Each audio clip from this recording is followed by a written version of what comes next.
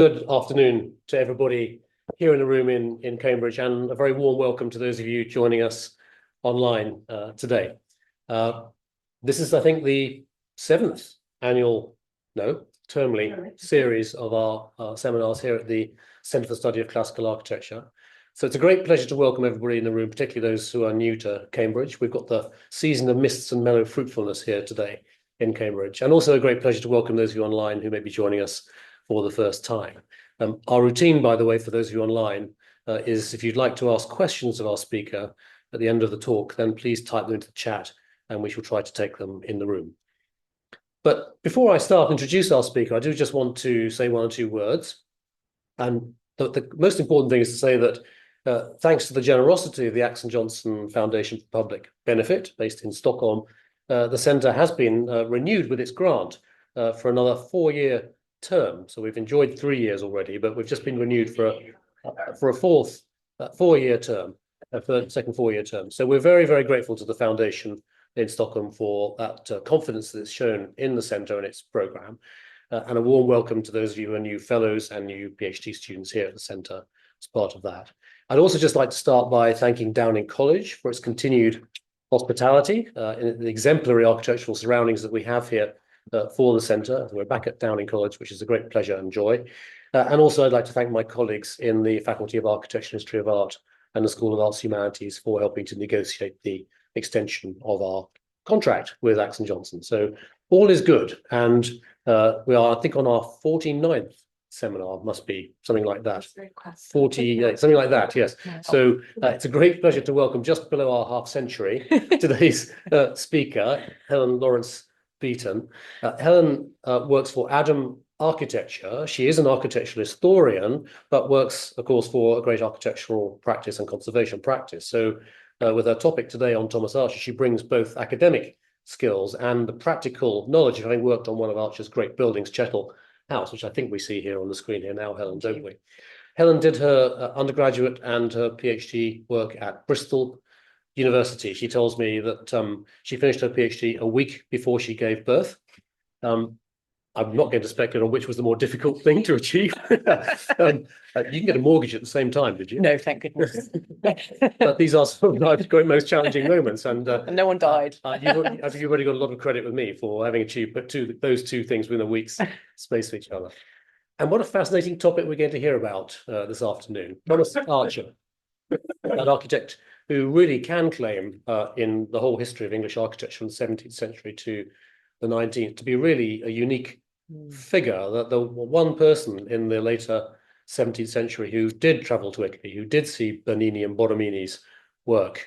Borromini, remember, the man who was described by Colin Campbell as the architect who would attempt to debauch mankind with his odd and chimerical beauties. So I'm looking forward very much to hearing what odd and chimerical beauties Thomas Archer might have visited upon us in this country in Helen's talk. Helen has completed a book on the subject, which will be published by Unicorn very shortly. So we could have no better person at this point in time, for all sorts of reasons, to introduce us to this clearly very important, but still very underpublished and unknown architect. Helen, thank you. Thank you. Well, first, thank you for that, Frank. And I just want to say thank you for having me here today and making me feel so welcome, which is really lovely. As Frank said, I'm the senior architectural historian at Adam Architecture. We specialise in classical and traditional buildings, and I've been lucky enough to work on many country houses, including this one by Archer, Chettle House in Dorset, which we'll come back to later when we talk about split pediments. But to give you a little bit of background about me, Frank has mentioned this already. I studied history of art at Bristol, and I sort of stumbled across Archer during my master's in garden history at Bristol. And I really became fascinated by his garden buildings, and I argued for his wider role in landscape design. And after this, I still felt there was much more research to undertake. So I completed a PhD in 2015, as I say, very close to giving birth, which encompassed Archer's complete life and works, not just his garden buildings. And every attribution was investigated afresh, despite people saying to me, there's nothing left to learn about Archer, everything's been done. I found that was quite not the case. And I did my MA and PhD while working. So I'm quite unusual in that I have one foot in the commercial world and one foot in architectural history, which I think gives me quite an interesting perspective. on buildings. So I know you're a very knowledgeable audience. Many of you will know about Archer, and I also have to assume that some of you might not know anything. So I hope I've pitched it about the right level today. We shall see. So to those of you in that first category who haven't heard much about him, I hope to introduce you to this very eccentric architect and some of his key projects. And for those of you in the latter category, I hope to spark your curiosity a little bit further and let you delve a bit deeper into his work and give you an appreciation of his contribution to the English Baroque. And I believe he's one of the most compelling and under-considered figures in architectural history. I've tried to consciously focus on works that are publicly accessible and that are still standing, because with Archer, that's often not the case. So that if you can visit them in person, I highly recommend that at any point. So Archer is a unique and, sorry, it's not moving on. Perfect. Where do I just click here? Yeah, click on there. Wonderful, thank you. So Archer is a unique and surprising designer whose work has always fascinated architectural historians, and he's responsible for some of the most distinctive buildings in the UK, but he actually remains very little known to the wider public. His work really fell out of favour when Palladianism took hold, and Horace Walpole was particularly visceral about him in his work in a very public manner. But after years of further vilification by the Victorians, he was relegated to the sidelines, and he's often referred to as just a pupil of Vanbrugh, which I find quite amusing. I'm happy to say his reputation is recovering, but there's still much to do if he's to be known and respected as much as the three greats shown here of the English Baroque, Wren, Vanbrugh and Hawksmoor. And everybody knows these architects, obviously, and Archer was friends with them all. He worked with them in a professional capacity in the 1711 Church Commission, and there are several weighty monographs dedicated to each of these authors. But amazingly, there's still very little published on Archer. So this is the very thin, excellent book by Marcus Whiffen, published in 1950 and updated in 73. And it remains the key monograph to date. And this has been supplemented over the years by a scattering of articles, including a few by me. So you can see why I was compelled to do a PhD on this architect. This is the portrait that's thought to be of him that's in the church in Smith Square that I'll show you later. So firstly, I think very importantly, I believe that Archer's background and what I call his day job are important in understanding his career in architecture. Archer was born into a very reputable Warwickshire family with an established lineage. And we've always known that Archer's upbringing involved a grand tour around Europe. He says as much on his epitaph, but details were very scant. So during my MA, I investigated his personal notebooks, which revealed an itinerary of part of his grand tour route in the 1690s. And I've written several articles on this, which I can show you at the end. So this travel would have placed him directly in the same sphere of influence as his fellow courtiers and patrons, enabling him to comment intellectually on the same buildings and landscapes, not as an employee, but as a social equal.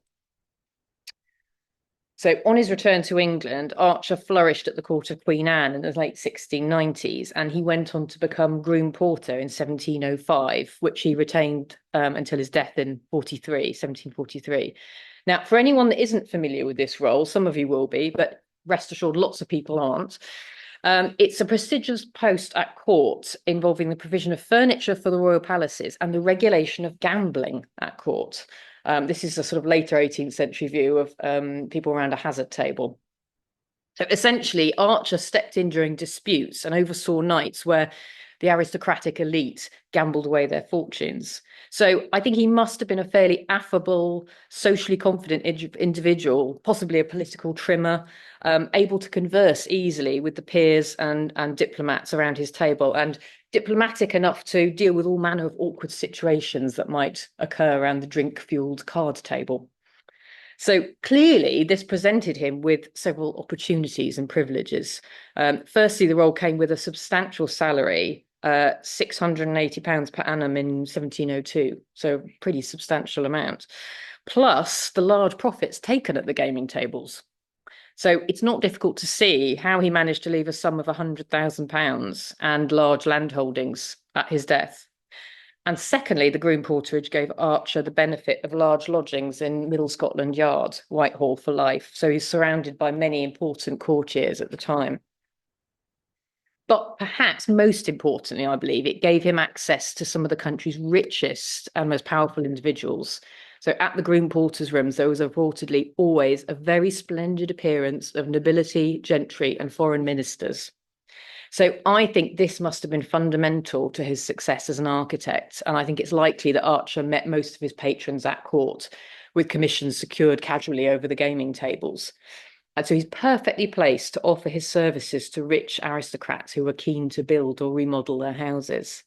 And again, as a gentleman and a courtier, he was the relative equal of his patrons. And this gave him a unique perspective on design and created this relationship of gentlemanly intellectual collaboration, where he worked as favour rather than purely for financial gain, as he already had financial independence.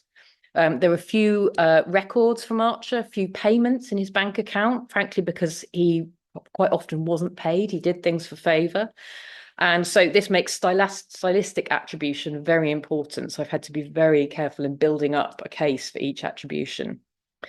In the past, this status has been used against him almost as a slur to suggest he was simply an amateur architect. But I do think this is wrong. And his status and employment gave him connections and would have made his success all the easier. But does it negate his talent in any way? I don't think so. And he simply wouldn't have been employed repeatedly. So it's a fascinating story to tell and demonstrate the way patronage worked in this period for somebody of the social status of this man.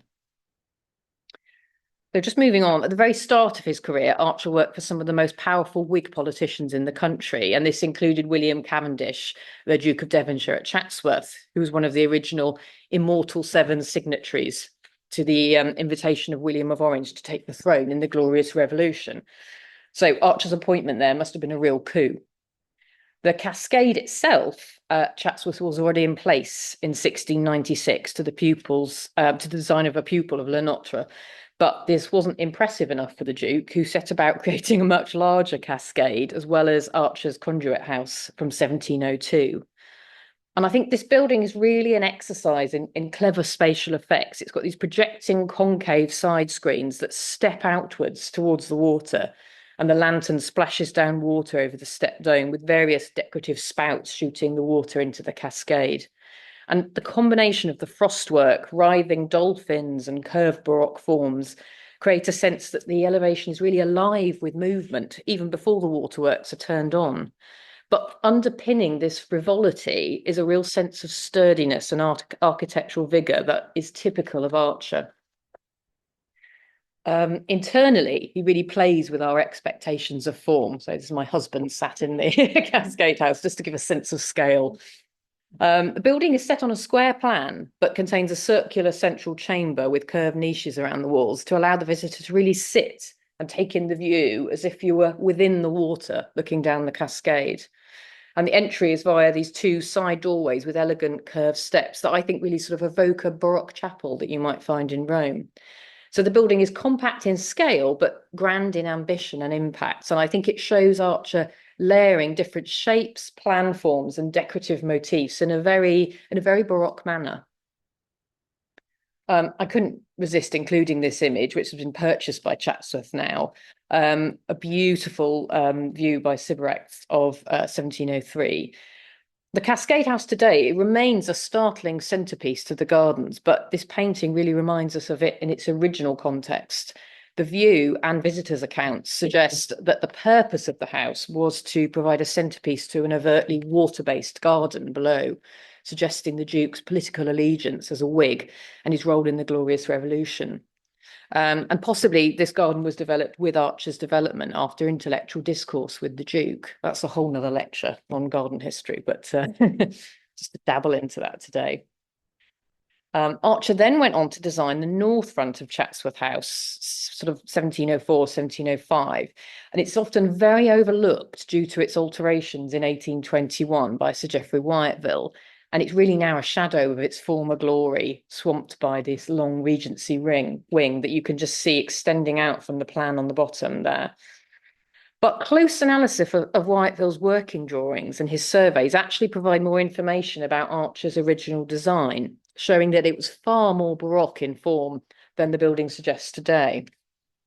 So this drawing by Wyatville really sort of brings that home. So to summarize, he regularized Archer's facade, straightening the central bowed section. He removed his banded rustication on all the pilasters, and he replaced his curved decorative windows with plain square ones, and removed the originally huge volutes along the roof line to either side of the curved section. And he also cut away the triglyphs in the frieze, revealing that Archer was using a much more unusual Corinthian order with a triglyph. What's most likely is that he was referencing Roland Freyar's parallel of the ancient architecture with the modern. John Evelyn's translation of 1664 was owned and used by Vanbrugh and showed Corinthian triglyphs, so we can assume that Archer was probably using the same. So really at Chatsworth, these commissions would have placed Archer firmly on the national artistic stage, and his position of groom porter was bestowed during the works at Chatsworth. And a mark of how much Archer was respected was that he was individually mentioned in the Duke's will of 1707, where he was bequeathed £200 in acknowledgement of his favour and his care and trouble touching the building of my house. So clearly at Chatsworth, I think Archer enjoyed an intellectually stimulating relationship with a very grateful patron. Now, just to move on, this is Haythrop in Oxfordshire, designed about 1707, and it was Archer's first major country house from scratch for Charles Talbot, the Duke of Shrewsbury. Now, sadly, it's much altered as a hotel and golf course, unfortunately. And the house has lost its original Archer wings, as you can see from the aerial view. But early views like this one below show the Baroque house set in a formal landscape with Archer's typical enveloping courtyard wings set in a formal courtyard setting. Now, I think it's important to point out that actually Haythrop, as you can see here, this is the central section. It was gutted by fire again in the 19th century. So it's really the exterior that we have left. It's extremely well known in its time, just as famous as Blenheim, which was being constructed at the same period, just a few miles away. And even Vanbrugh made passing comments about the construction in a series of letters. So it's important to remember that. It's very much eclipsed by its sort of nearby neighbour now. So again, Archer is likely to have met Shrewsbury at Port, and he, like Cavendish, was again one of the original 7 signatories in the Glorious Revolution. Now, Shrewsbury clearly admired Archer as a designer. When Archer applied for the controllership of works, Shrewsbury recommended him and described him as possessing the best genius for buildings of anyone we have. Now, Haythrop is startling in its interpretation of Roman Baroque forms. It featured particularly unusual details from Borromini's Collegio di Propaganda Fide and Bernini's Palazzo Chigi. So please excuse my Italian, it's not might not be accurate. The house features this bizarre eastern window on the left, which recalls the doorway to the Crucifixion Chapel in the Vatican by Bernini. And the principal windows were also derived from Borromini's Collegio di Propaganda Fide and Bernini's Palazzo Chigi. So these details were the result of Archer and Shrewsbury's mutual interest in the Baroque. And as a reference, they used Domenico Rossi's Studio Architettura Civile, one of the first publications to show Baroque architecture of 17th century Rome. Now, Talbot had lived in Rome and Archer had travelled there, so both had likely seen these buildings at first hand, which would have been rare between a patron and his architect at the time. So again, it suggests an intellectually stimulating relationship working together between patron and architect, and Archer and Shrewsbury could share their foreign travel experiences and bring the Roman Baroque to the Oxfordshire countryside. However, I think it's really important to point out that Archer did not copy Rossi slavishly, and he adapted these motifs to create an aesthetic that I think is uniquely English and could not be mistaken for any other architect. There was also a deeper use of Baroque forms and ground plans, the manipulation of surfaces, textures and spaces, and the plasticity of forms that cannot come from just engravings alone. And I couldn't resist including this lovely earlier view of Haythrop with its original wings and the garden being transformed at the front there. So Archer then went on to create the Canal Pavilion at Rest in Bedfordshire between 1709 and 1711 for Henry Grey, the 12th Duke of Kent. So Grey was, again, he was the first Whig in Queen Anne's cabinet, rising to the post of Lord Chamberlain. The summer house you can see here was located at the head of the Long Water and set across 3 floors with a double height domed salon at its heart. And it was constructed as a banqueting pavilion on a truly decadent scale, which can't really be appreciated from photographs. You can just try and place the human heights of somebody in the doorway there. It's a vast building as a garden building.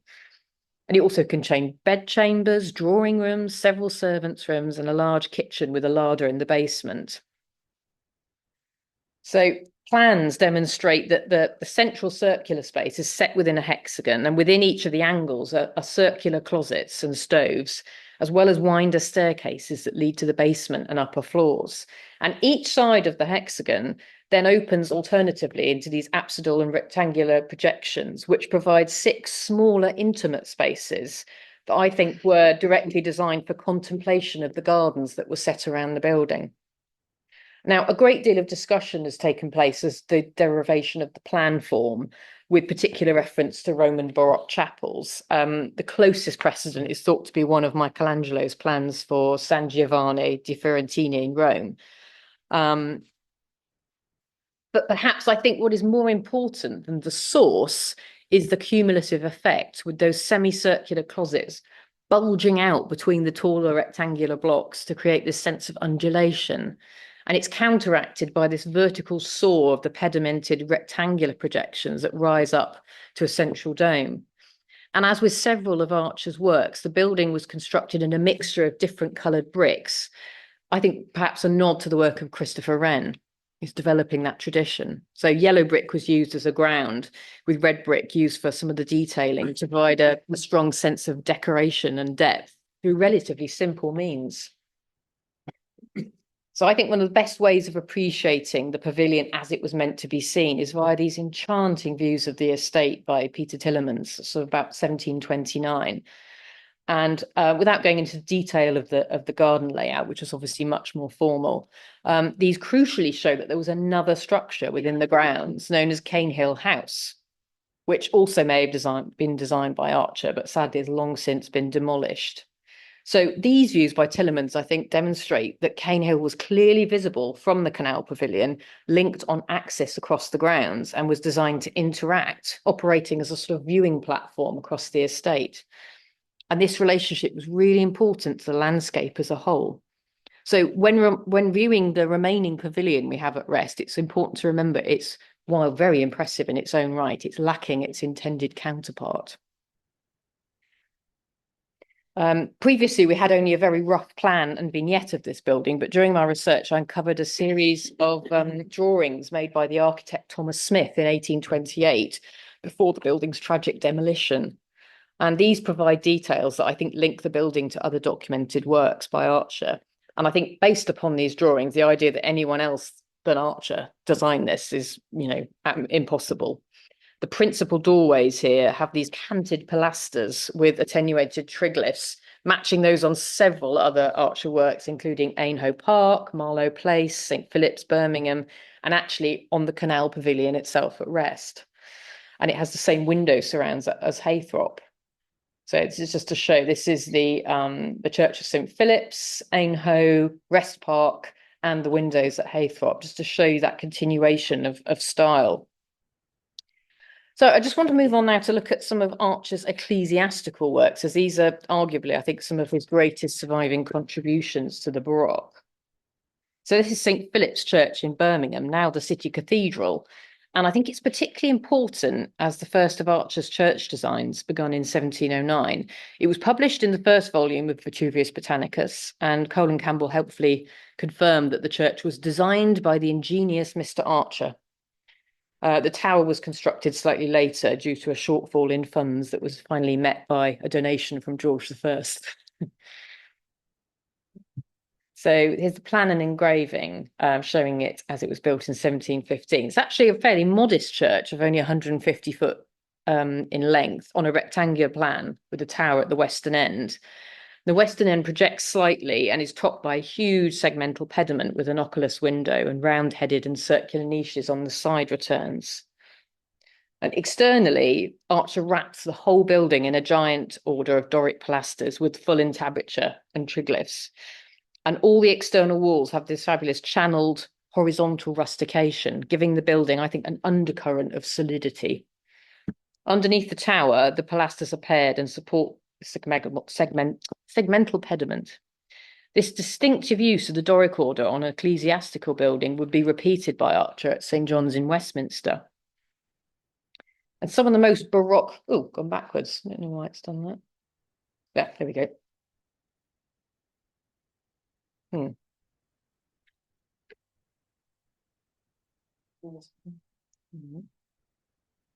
Yeah, that's perfect. Thank you. Some of the most Baroque elements on the doorways are the doorways on the eastern and western fronts, which appear more complicated and Borromini-esque the more you analyse them.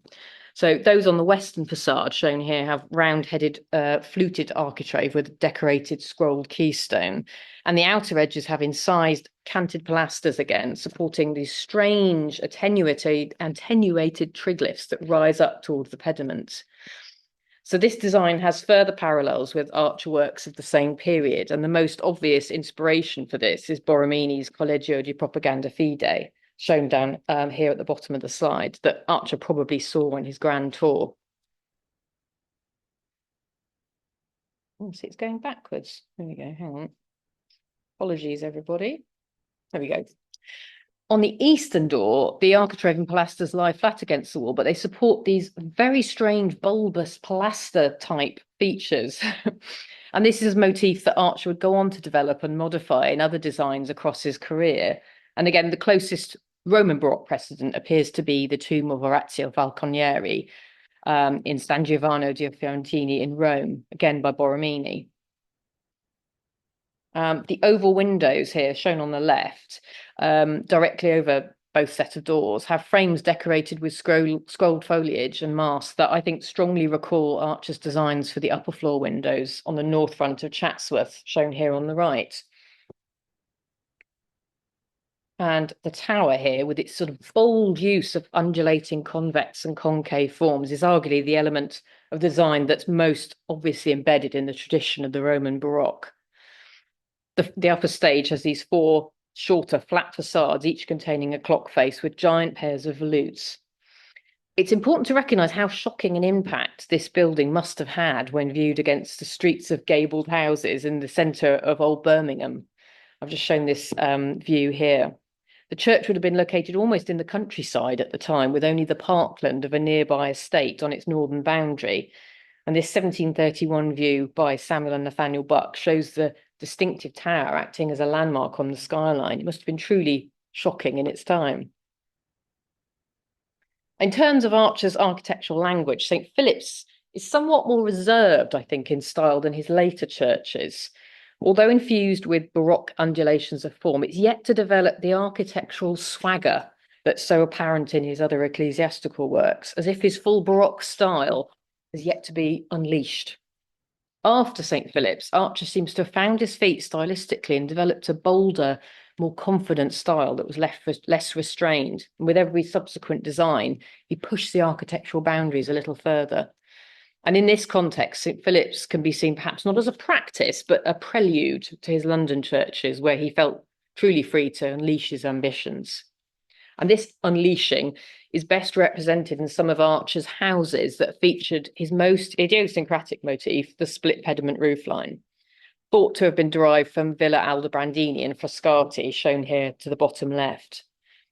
He featured this on several London properties, including Monmouth House in Soho, at the bottom right, in 1717, and Roehampton in 1710, the top left, and Chettle House in Dorset, which I showed on the first slide.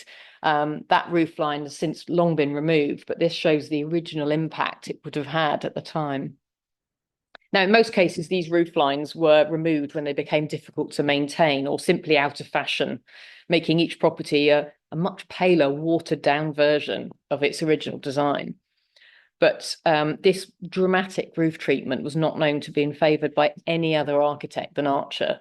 So it's always a pretty good indication that he could have had a hand if you find one of these. Now, moving on, perhaps the most public recognition of Archer's skill was his appointment as a commissioner under the 1711 Act for building 50 new churches in London. under which he went on to design 2 of the 12 completed churches.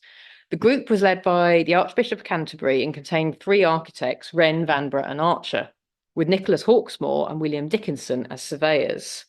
Dickinson resigned in 1713, was replaced by Gibbs in the same year, and in turn, John James replaced Gibbs in 1716. Now, the commission minutes are fascinating, and they reveal that Archer was very well respected amongst his fellow architects. And I think with his position as groom porter, boosting his status above others, particularly Hawksmoor, who was often portrayed as quite subservient. And Archer went on to sort of tweak and change a few of his designs in his churches. So this highlights the problem we have with the modern interpretation of the English Baroque as led by the 3 greats, with Archer relegated to the sidelines, as clearly this was not how he was viewed within his lifetime. Archer's first church as built was the St John's in Smith Square, Westminster, shown here in 1711. And I think it so confidently commands the viewer's attention on all 4 sides of its facades, and it confronts the viewer approaching it. Each facade is aligned and viewed through the tunnelled view of the 4 approaching streets. And Sir Hugh Casson brilliantly summarised the impact of the church, describing the way Archer handled the exterior with an energy, courage and confidence which is irresistible. Admittedly, it looks a bit too large for the space it occupies, rather like some great piece of machinery that has been parked in this tiny domestic little square, a brick-faced house and white sash windows. But this architectural outsized swagger is part of its fascination. I think that's just a brilliant description of it. So this aerial view and the plan form shows that the plan is essentially rectangular, but very cleverly, the treatment of the north and south entrances with their dramatic steps and lobbies set behind give the impression externally of a Greek cross plan. So it's really, again, Archer displaying a clever play with form and how we appreciate a building from the exterior. The north and south facades have these giant Doric columns in antis below a frieze with triglyphs.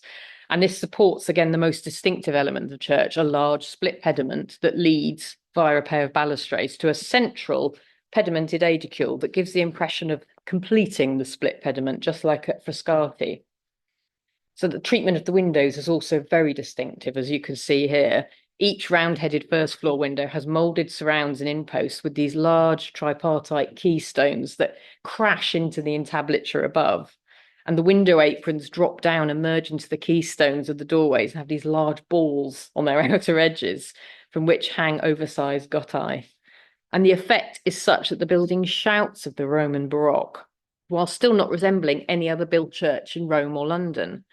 And again, I think as Pevsner brilliantly summarised here, the church is the boldest manifestation of the English Baroque in inner London, closer to continental than to English models, but ultimately distinct from both.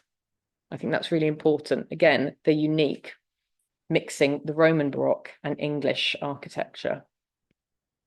The towers were subject to a redesign, and their form as built deviates from the proposal that Archer originally presented to the commissioners. His intended design was illustrated in this engraving, where the description defiantly states that the alterations made since to this design, both as to the steps and pinnacles, were done without the consent or knowledge of Mr. Archer. He was having his say there. As built, the towers have this hollow circular core with an arched opening and a bullseye window above. And then each tower is set with a squat roof and crowned with a carved pineapple. Now, the original engraving, I think, shows a taller and I think much more interesting design. The circular drum is shown much as built, but above each tower, there is this balustrade and tall pinnacles. And each of them comprises 2 Corinthian pillars with arches in between. Now, although classical in form, I think this design is much more evocative of the traditional Gothic spires of the medieval churches in the City of London. And dare I say, I think it's more of Hawksmoor's style as well. Even in their truncated form, though, the 4 towers contribute a great deal to the character of the London skyline. These engravings, such as this one here, show just how dominant they were. And had Archer's original design been implemented, I think it would have been even more powerful. With construction running concurrently, Archer then designed the new Church of St. Paul's in Deptford. The entrance facade you can see here, I think, is the most distinctly Roman Baroque in language, with a semicircular four-column portico that projects outwards to physically engage the space and the approaching visitor, with curved steps leading down to floor level, recalling the entrance facade to Santa Maria del Pace in Rome by Cortona in 1667. Excuse me, brief drink. However, again, the reference is not literal. There is a style and a sense of movement in Archer's design that is distinctly his own. The effect is one of movement and plasticity that could rival any Baroque church, but with enough sense of solidity and restraint to make it undeniably British in feel and character. To either side of the portico are these giant banded tapered pilasters and large arch windows. And in the frieze above is a strange archeresque motif that's repeated on the other facades. It's a very simplified scrolled bracket that bulges towards the top of the frieze. And the simplicity of this form is a clever motif that I think at once suggests both a triglyph or a stylized column capital without fully implying either. The dramatic steeple, again, still acts as a landmark within modern Deptford. And the penultimate section features a small elliptical blind windows and scroll brackets which taper upwards to the final section of steeple, which I think recalls the towers to Smith Square as Archer originally designed them. Now, each of the three remaining facades are just as dramatic. The pedimented north and south facades feature the same banded pilasters and frieze detail, giving, I think, an almost Piranesian feeling of a vast stone beast rising from the ground. And they also feature a complex double staircase with balustrading. And what struck me is that these staircases are of such a scale that they would not look out of place on the main facade of a country house. And I think it's interesting to see how Archer may have been playing with the overlap between his country house architecture and his church design. In plan form, the church was built on a rough Greek cross plan, and this followed the Commission's requirement for central planning in churches. But from the exterior, the church appears almost square in form. Each of the corners was infilled with circular stairwells, one of those is pictured here, providing access to the galleries and private pews, whilst allowing light to stream into the interior through the tall windows. Now, I couldn't not mention one of the most lamented losses of Archer's work must be this parsonage house that was built next to the church from 1717. I think it remains one of Archer's most idiosyncratic designs, and it's fascinated architectural historians due to its very unusual triangular form and bold modelling. The two buildings would have been a unique architectural ensemble, designed to be read as a set piece. Sadly, it was demolished in the late 19th century, and there's no photographic record surviving. So the church now stands alone without its intended partner, as is often the case with Archer buildings. Its appearance is known via various contemporary illustrations, which in combination with the building accounts confirm that the basic form comprised 3 octagons set around a central triangular staircase, all lit by a roof lantern. And the whole house was built in rubbed and gauged red brick with stone detailing. And the main door surround, you can see here, closely resembles others by Archer with moulded impost and a large central keystone. And the roofline featured this trio of tall chimney stacks topped by ball finials to form a decorative motif along the skyline. Despite the accounts recording that Archer provided drawings, an accurate plan has never been found. However, several architectural historians have attempted to reconstruct the plan based on sketches in archives in order to really understand its structure. And I think there's a strong similarity between the building and the plan form of rest that I've shown here. Archer manipulated the space in a similar way, setting a mixture of rectangular and semicircular rooms around the central space, in this case, a staircase. And the house was demolished in 1883, and I think it's such a sad loss to the English Baroque. Now, I want to finish up at Hale, here in Hampshire, near Fordingbridge, bizarrely a mile away from where I grew up in my childhood home, and I had no idea that this was Archer's private estate, bought by him in 1715. And And it was his home for nearly 30 years. And I think it's a good place to finish today, as he's buried within the tiny church on this estate. Now, we know that Archer reconstructed the house from the monument that he created in the church, where he states that he entirely rebuilt the country house on the estate. Now, the house still exists, but was much altered during a wholesale neoclassical remodelling in 1792, to the point that there are hardly any English Baroque detail remaining, except its basic plan form. And the house was refaced in stucco. And we can now only speculate as to the original appearance, which would have revealed so much about Archer's personal taste in architecture on his own estate. The only indication now as to the original treatment can be seen at basement level, glimpsed through a grille in the forecourt, which was infilled in the late 18th century, raising the ground level. So you can see the tantalizing stumps of Archer's giant stone pilasters, perhaps that would have had a giant order extending across the full height of the facade, and the original red brickwork that was covered over by the stucco. Sorry, the photographs are a little bit blurred. It's obviously quite hard to photograph, as you can imagine. So there is a map that survives in the house from 1789, and it miraculously still hangs there. Apparently there was a huge bonfire in the 1920s of all the estate archives, which is heartbreaking. But it shows a layout that is typical of Archer. A rectangular house, but with pavilion wings enclosing the central entrance space to form a substantial courtyard. And the wings are still linked to the house by basement passages. And to the northeast, you can just see there is the church, which is the Church of St. Mary's. So today, obviously, I've been here to talk about Archer's architecture, but there is evidence to suggest that he created a landscape surrounding this house, including a fascinating woodland garden in an Arcadian manner. And this is the subject of an entirely different lecture, obviously, but one thing I'd like you to take away from today is to remember that in this period, the lines between architect and landscape designer were very blurred. And I believe that Archer was very much involved in the layout of the landscape surrounding his garden buildings, but also his country houses, in a gentlemanly exchange of ideas with each patron. And just shown to the right here is the wonderful little Church of St. Mary with its view over the River Avon. Now, this church was remodelled by Archer from 1717, and it remains a really important piece of architecture in its own right. And a great deal of work has been undertaken on the building, and it's now proven that it was first rebuilt in 1631 to the design of Inigo Jones. And there, you can see there is a close resemblance to the western facade of St. Paul's in Covent Garden, obviously without the portico.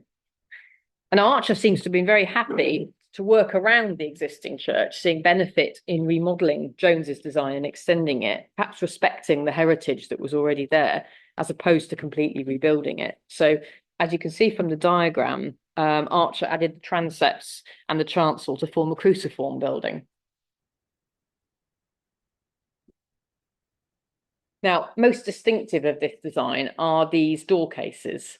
The northern entrance is Doric with a central chunky keystone and fabulously oversized intern volutes.